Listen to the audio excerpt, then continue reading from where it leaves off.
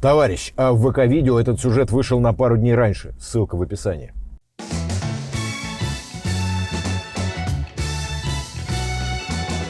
Если честно, мне страшно к нему прикасаться. Он слишком прекрасный. А двухцветный раскрас, он слишком нарядный. Никогда бы не поверил бы, что такой окрас мог когда-нибудь существовать.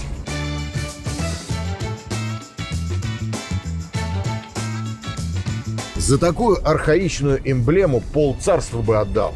УАЗ, Ульяновск, хром. Нет, сейчас тоже ничего, но это круче.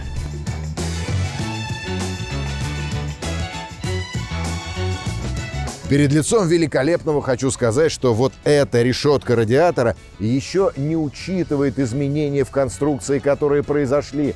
Интрига? Интрига. Появление привычного лица в стиле русской печки с глазами, по сути, случайность. Художники-конструкторы к этому не имеют никакого отношения. Но это мы обсудим другим разом. Где мы отыскали столь редкий автомобиль, несложно догадаться. Музейный комплекс гражданской военной техники, что в 15 минутах езды от Екатеринбурга. Для справки, общая площадь комплекса составляет около 85 тысяч квадратных метров. Коллекция музея насчитывает 12 тысяч экспонатов, и она постоянно пополняется. Причем не только машинами, но и подводной лодкой, скажем. А как вам «Буран»?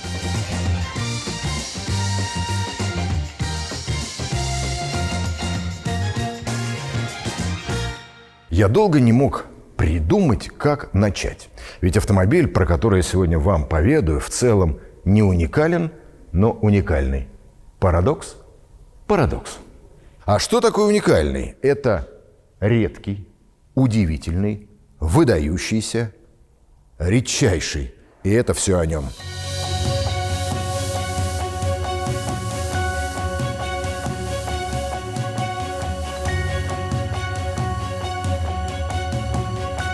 С чего все началось? Не поверите, с ГАЗ-69. Его создавали на Горьковском автозаводе в первую очередь для военных, а во вторую очередь для нужд сельского хозяйства. Его конструкция на тот момент, а это 50-е, была очень перспективной. Но по воле партии производство перенесли на Ульзис, впоследствии ставшим Ульяновским автозаводом, а ГАЗ-69 стал УАЗ-69. Если вы думаете, что исторический экскурс окончен, ошибаетесь. Итак, в 1954 году Ульяновский автозавод получил задание от государства разработать микроавтобус на базе военного внедорожника ГАЗ-69, он же УАЗ-69. Мне посчастливилось лето так 15 назад протестировать, как протестировать, познакомиться с 450-м. Сразу на что хочется обратить ваше внимание, это двери. Как в них не влюбиться? Да, еще тут нет боковой, как на поздних буханках, только задние распашные. Задание было непростое, но понятное. Кузов вагонной компоновки, штампованных панелей, чтобы можно было и личный состав перевозить, и, не дай бог, раненых лежачих. Или почту, и тушенку на дальнюю заставу доставить. Тогда-то и родилась эта узнаваемая внешность – буханки. Но родная буханка все же отличалась по многим показателям. Теперь обращаюсь к знатокам, которые в силу узости своего кругозора утверждают, что буханку мы скопировали. Нет. Jeep Forward Control и УАЗ-450 начали разрабатывать одновременно. Но американцы изначально начали делать грузовик, а мы – микроавтобус, и это был 1954 год.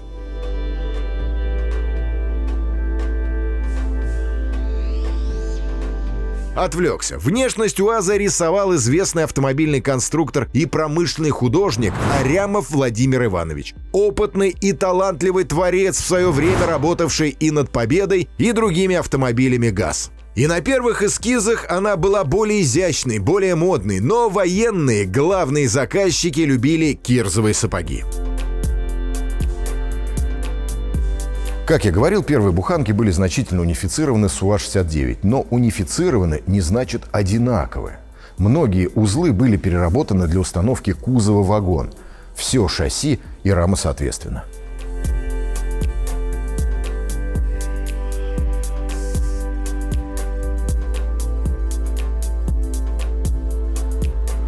У 69-го она слишком была замысловатая, и сложно было установить правильный кузов и на буханку, и на головастик. Поэтому рама тут своя, полностью измененная по конфигурации. Общая архитектура шасси была максимально унифицирована с перспективным семейством 469-452.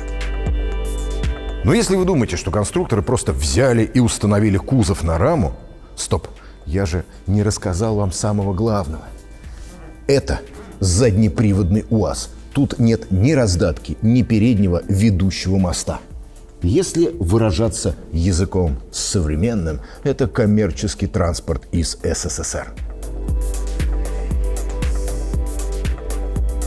Ясное дело, что ни про какую коммерцию в Союзе Советских Социалистических Республик речи быть не могло. Но развозные грузовички, достаточно экономичные и с грузоподъемностью около тонны, были необходимы. К тому же в городе полный привод явно был лишним. Знаете ли вы, что при создании моноприводной модели конструкторы экспериментировали и с передним приводом? Все дело было в перегруженности передней оси. Но со временем пришли к этой конструкции.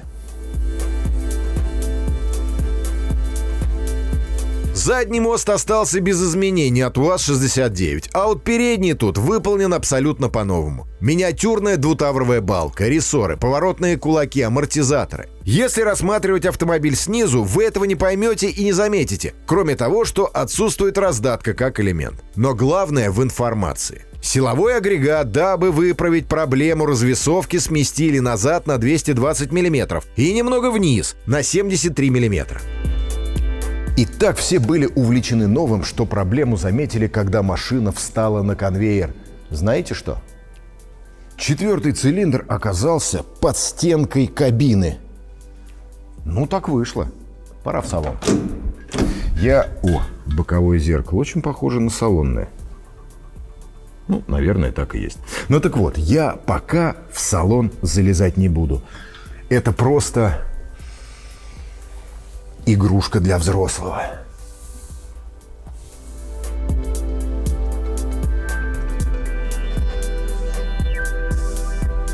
При том, что по сути в салоне ничего нет вообще, но все уютно. Светло, как светелки. Передняя панель имеет гофрирование и намекает на возможность установки радио. Приборы тут от Победы говорят с тобой на русском языке. Спидометр от нее же. За задней спинкой располагается аккумулятор. Вот это, господа товарищи, кривой стартер. Это все из-за того, что, как я говорил, двигатель сместили назад.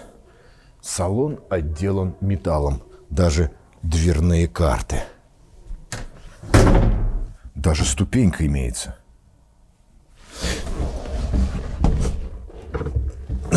Не знаю. Это, наверное, самообман. Но кажется, что в этом головастике больше места, чем в новом головастике. Ну, скорее всего, это самообман. Итак, рукоятку четырехступенчатой КПП, в отличие от предыдущих моделей, перенесли под руль. И это значительно увеличило пространство. Не надо заниматься какой-то акробатикой. Печечка. О, теплый воздух сразу поступает, отдув на лобовое стекло. Ручник знакомый. Не правда ли? Педальки. Ну, это, конечно, отдельный акробатический этюд.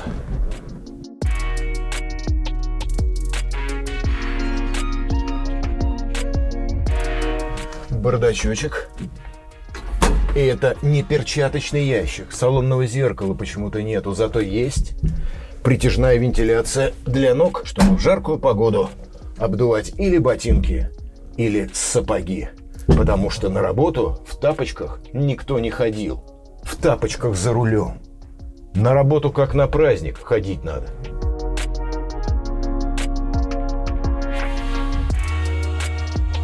Так, а здесь у нас что? Тормозная жидкость? Да. Открываем капот.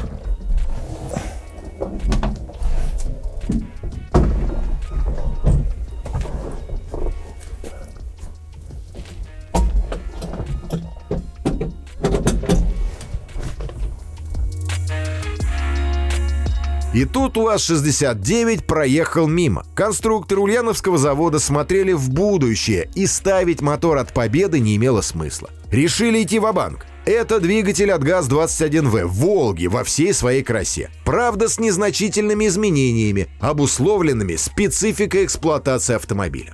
Рядный четырехцилиндровый объемом 2445 кубических сантиметров. Максимальная мощность 70 лошадиных сил при 4000 оборотах в минуту. Максимальный крутящий момент 167 ньютон-метров при 2000 оборотах в минуту.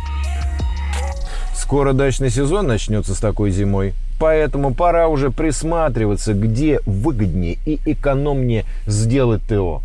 А проще всего записаться через автоспот.ру. Скидки уже достигают 80%. Просто на сайте Автоспот выбираем свой автомобиль и какое ТО нужно пройти. На карте наглядно видим все предложения и цены. Выбирайте самое подходящее вам. Если машина еще на гарантии, то выбирайте официальных дилеров, дающих лучшую цену. А если гарантия уже закончилась, то можно сэкономить еще больше, выбрав мультибрендовый сервис. Остается только зафиксировать за собой скидку в 2 клика. Чтобы скидки были всегда под рукой, качайте приложение Автоспот. У приложения точно такой же функционал, как и у сайта, но в еще более удобном компактном формате. Обслуживайте свой автомобиль по приятным ценам вместе с автоспот.ру. Ссылку я оставил в описании. Так, запускаемся.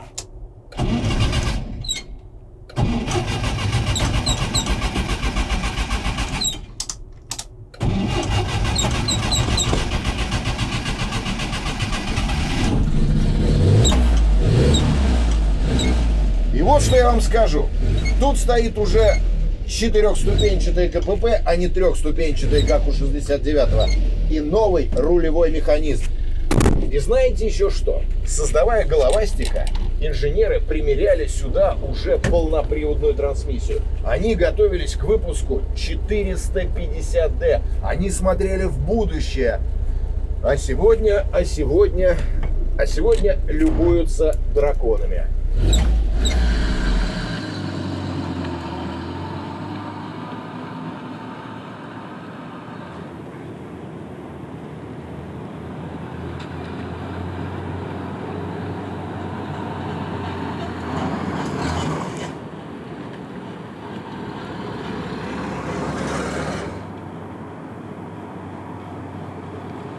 Максимальная скорость у подобных УАЗиков невелика в принципе, 95 в час. Но отсутствие лишних шестеренок в раздатке и переднем мосте делают автомобиль в движении легче. Наката появилось больше. Про аппетит также можно сказать с уверенностью. Не больше 12 литров при 40 км в час на сотню. И это очень хорошо, если знать, что полная масса 2450 килограммов. Мне все время кажется, что при резком торможении он или на лицо упадет, или в дрифт во время поворота пойдет.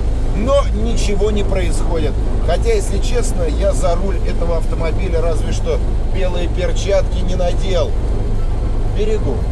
Но если по-честному, тесная машина. И как бы воздуха в ней не хватает. Но зато зимой тепло. Печка есть.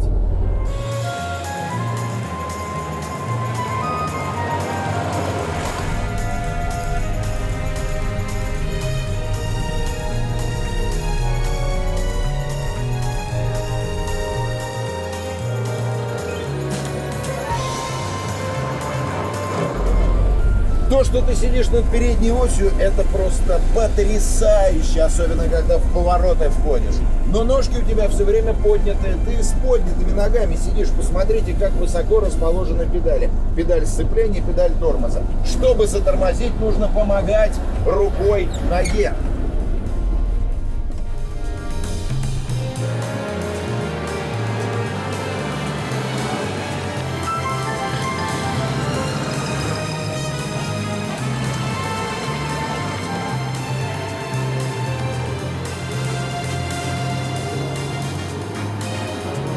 А сейчас главное. УАЗ-451 – это первая модель, разработанная ульяновскими конструкторами без учета требований Министерства обороны и для простых гражданских людей. И надо также учитывать, что УАЗ выпустил первый советский серийный бескапотник, тот, который 450D. Это был настоящий грузовик, хоть и маленький. Нет у нас ничего более вечного, чем УАЗ. И если имя УАЗ налепят на инородные модели, будет обидно, нельзя так делать.